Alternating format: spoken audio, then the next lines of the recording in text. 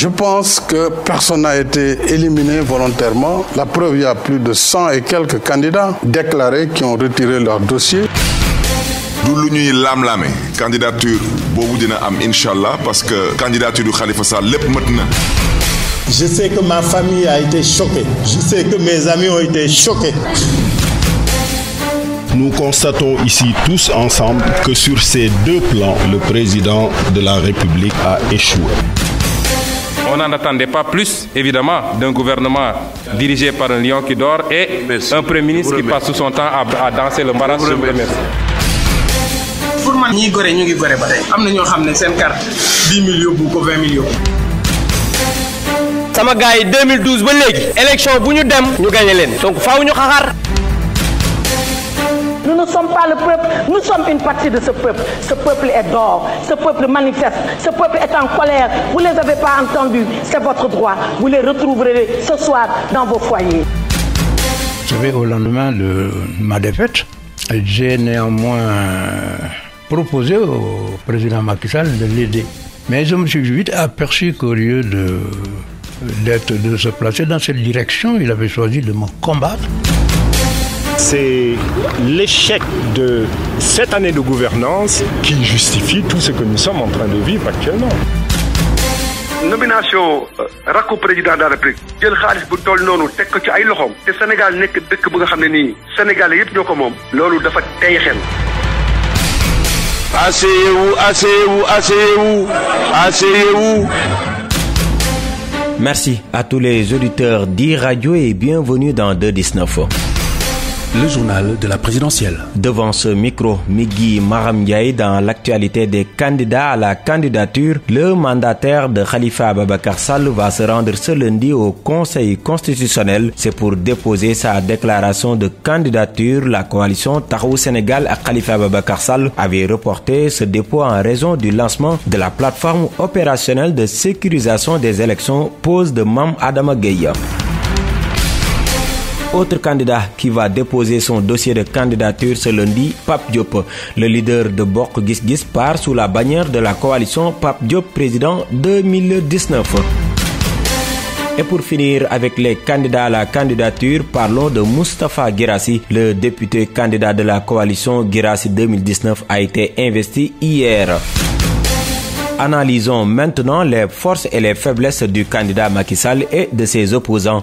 Un dossier réalisé par Youssouf Konté. Le simple fait d'avoir un bilan aussi peu élogieux constitue une faiblesse pour le parti au pouvoir. C'est l'avis de Seynabou Ndiaye, enseignante-chercheur à l'université Cheikh Anta Diop de Dakar. La première faiblesse, c'est que ce bilan puisse être jugé et sanctionné. La deuxième serait qu'il y a des frustrations et des mécontentements à prendre en charge. C'est-à-dire que si un président est élu, après son premier mandat, le bilan à faire pourrait obligatoirement être sanctionné. Maintenant, que la sanction soit positive ou négative, c'est déjà le fait est que déjà il y a un bilan à juger.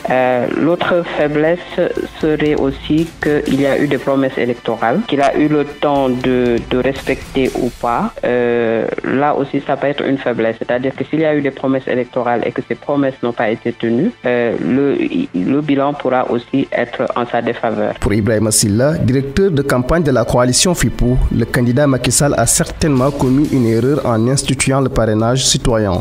Détenir le calendrier, imposer le parrainage, tout cela constitue pour lui des forces, mais c'est des forces totalement illusoires. Du côté de l'opposition, le manque de médiatisation est une faiblesse selon Seynabou Ndiaye. La première faiblesse, c'est qu'ils sont moins connus en général. Ils ont moins de visibilité, une visibilité médiatique qu'ils doivent combler obligatoirement avant d'aller aux élections. Le deuxième point, c'est le manque de moyens. Là où le président sortant pourra avoir des moyens techniques, financiers, humains pour aller à la conquête de l'électorat sénégalais qui se trouve pas forcément à Dakar, eux n'auront pas cette facilité. Ibrahima Silla, lui, évoque une dispersion du camp opposant. Les faiblesses, on peut citer l'absence quelquefois d'unité d'action, mais je pense que toutes ces faiblesses sont en train d'être corrigées. Vous avez vu aujourd'hui, l'opposition cherche à mutualiser ses forces pour sortir de cette faiblesse qui a pu générer la dispersion des forces. De l'avis de Seynabou Ndiaye, le patron de l'APR, Macky Sall, est un politicien expérimenté. En atteste le nombre d'années qu'il a capitalisé dans l'espace politique. En 2007, il a été chef de campagne du président Abdoulaye Wade. Il l'a fait gagner, entre guillemets. En 2012, il l'a fait perdre. Donc, ça fait au moins 10 ans que le président Macky Sall est acteur et non des moindres des élections présidentielles au Sénégal. L'apparition de nouvelles forces vives que l'on note de plus en plus pourrait être un atout supplémentaire pour l'opposition. Il y a de nouvelles personnalités qui naissent et qui entrent en politique dans le camp de l'opposition et ça peut amener une certaine séduction électorale. Ces nouveaux venus pourront, selon Seynabou Ndiaye, bénéficier de la sympathie des électeurs. C'est plus simple pour quelqu'un dont on n'a jamais mesuré ses capacités de lui confier un État pour voir ce qu'il peut faire. Ils ont tout approuvé. Aussi bien du côté du candidat Macky Sall qu'à celui de l'opposition, ils doivent convaincre les Sénégalais afin de bénéficier de leur scrutin. Merci beaucoup Youssouf Konté. Ces citoyens ne sont pas des candidats, mais le temps d'une interview, ils se mettent dans la peau du futur président de la République. Ils se sont confiés à Mamadou Diagne.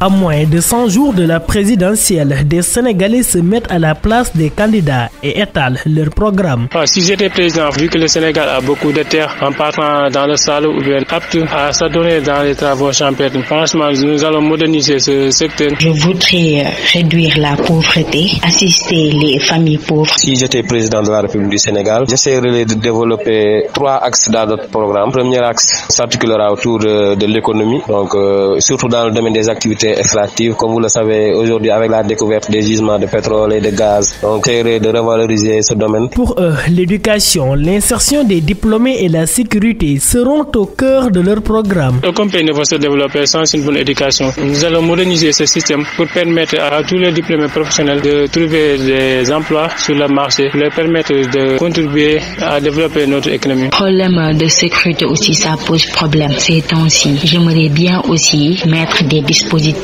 par rapport à ça. Dans le domaine de l'éducation, essayer de développer de nouveaux potentiels ou dans le domaine de la formation des filières. Ces Sénégalais demandent au futur président de s'inspirer de ces modèles de programmes électoraux. Ceci pour le bien de toute la nation. Merci à tous les auditeurs. 2-19, c'est fini. Merci également à nos 2 techniciens, Serigne Saludem et Maxime Sen.